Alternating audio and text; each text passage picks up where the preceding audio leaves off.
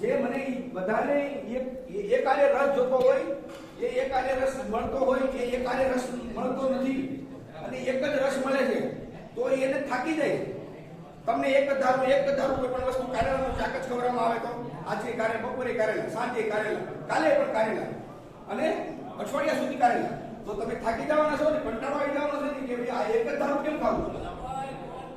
બસ આપણે એને કંટાળો લાવી દેવાનો છે. એ કેન્સરના જીવાણુને આપણે કંટાળો લાવી દેવાનો છે. એક જ વસ્તુ ખાવી, કોઈ પણ એક વસ્તુ. આજે મગનું પાણી પીધું, મગ ખાધા તો આજે મગ જ ખાવા, બીજું મારે કઈ ખાવું જ નથી. બસ ફક્ત ને ફક્ત મગ. રાત્રે મગને પલાળી દો અને સવારમાં એ મગનું પાણી પીવો, બસ મગ જ ખાવ. મારે કઈ ખાવું જ નથી.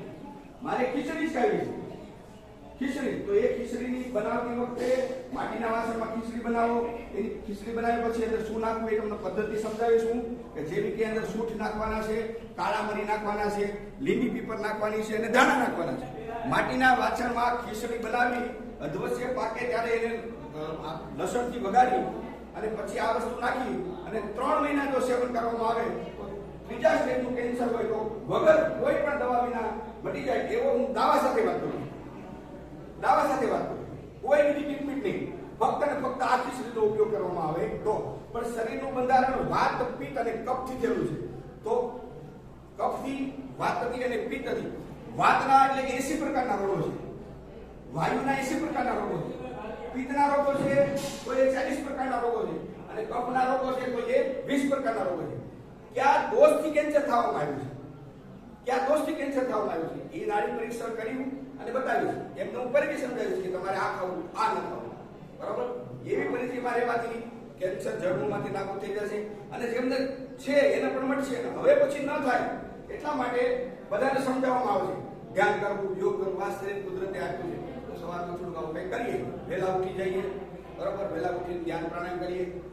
આપણે ત્યાં હરેક જગ્યાની અંદર શીશમ તો હોય જ છે. હું જ્યાં જાઉં ત્યાં જોયેલા છે શીશમ. તો શીશમડીના પાન 5-7 શીશમડીના પાન, 5 થી 7 તુલસીના પાન અને 5 થી 7 બીલીપત્ર, આ બધું ભેગું કરી અને દિવસમાં 2 વાર ચાવી અને માથે પાણી પી જાય તો 3 મહિને કેન્સર જેવા રોગોમાંથી મુક્ત થયેલા મેં જોયેલા છે દર્દીઓને. એનો આપણે કઈ ખર્ચો નથી, ફક્ત ને ફક્ત આપણે એ કરવાનું છે. અને મારે તો ત્યાં રાજકોટની અંદર કાયાકલ્પ આયુર્વેદિક ઔષધો લે છે. ઘણીવાર દર્દીઓ મારી પાસે આવતા હોય તો કે 185-180 બીપી થઈ ગયેલું હોય, ઉપરનું બીપી, અને ડોક્ટરે ક્યાં બાટલા ચલાવીને દાખલ કરવા પડશે. મેં એમને કીધેલું છે તમે કઈ ચિંતા કરો, 180 બીપી તમારું છે, હા હું એમને મૃત્યુ સંજીવની મુદ્રા કરાવું છું. આ રીતે મૃત્યુ સંજીવની મુદ્રા કરાવું છું. અને પછી શું કરાવું છું, બાજુમાં મિક્સર હોય છે, મારે ત્યાં રાખેલા બધા છે તુલસીના, ફુદીનાના. સાહેબ મેં ફુદીનાના પત્તા લઈ અંદર કાળા મરી 5 નાખી ચટણી બનાવી પાઈ દો, 15 મિનિટ પછી બીપી માપો એટલે બીપી નોર્મલ હોય. બીપી એવી કોઈ બીમારી જ નથી. અને બીપી એટલે શું? મગજનું કાંડ પણ મગજે નક્કી કર્યું એટલું કે મને બીપી છે, બરાબર? એમ કેન્સર છે મને અને હું કેન્સરથી પીડાઉં છું અને હું કેન્સરથી મૃત્યુ થવાનો છું. આ બધું મનનું કારણ છે. જાજી બીમારી અહીંયા ઊભી કરી, જાજી બીમારી. જેને ગળાના ભાગના કેન્સર છે, દાખલા તરીકે બાપાને છે, જેને ગળાના ભાગના કેન્સર છે, એના માટે ઉજ્જાઈ પ્રાણાયામ બહુ ફાયદામાં છે. ઉજ્જાઈ એવું સમજાવીશ. ઉજ્જાઈ પ્રાણાયામ, જેને ગળાના ભાગના કેન્સર છે એમને ઉજ્જાઈ પ્રાણાયામ જો બહુ જ ફાયદામાં છે. તો જેટલું તમને સમજાવું આ બધું તમારે સારી રીતે કરવાનું છે, બરાબર? જવાનું એક બધાને નક્કી છે, પણ પીડા શા માટે જાઓ, પીડાવું શા માટે એવું, બરાબર? માટે કે ઉત્તમ પ્રકારના ફૂલની ઔષધિઓ અમે તૈયાર કરીએ. આટલા બધા ફૂલ ભેગા કરીએ ત્યારે આટલું એવું પાવડર થાય, એની અમે આટલું બધું તમને તૈયાર કરીને આપવાના છીએ. જેથી કરી અને તમારા જમવાનું ટાળો.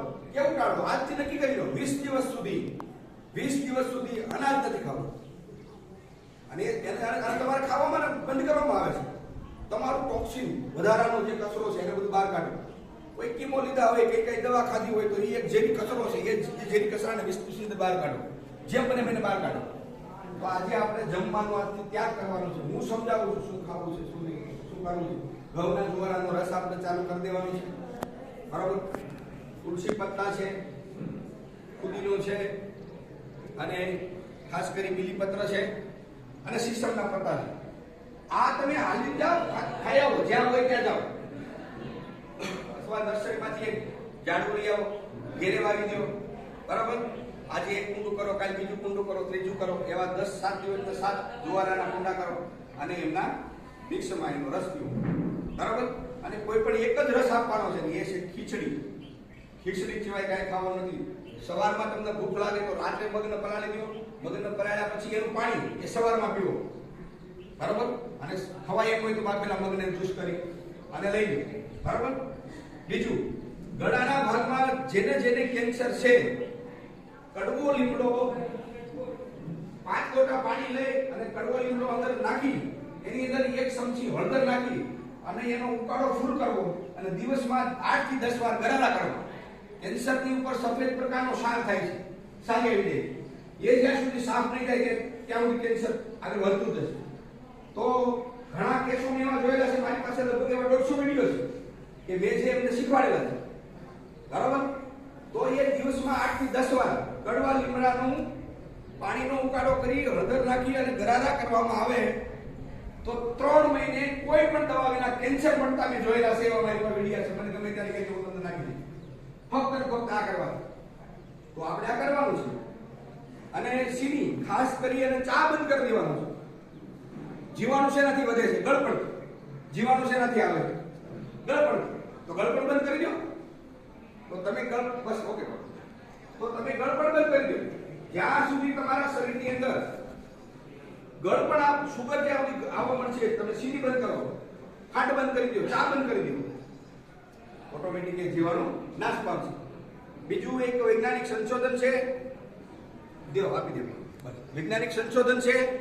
કઈ રીતનું સંશોધન છે કે કેન્સરના મરીજને, કેન્સરના દર્દીઓને ગરમ પાણી કરી ફક્ત ગરમ જ પાણી પીવાનું.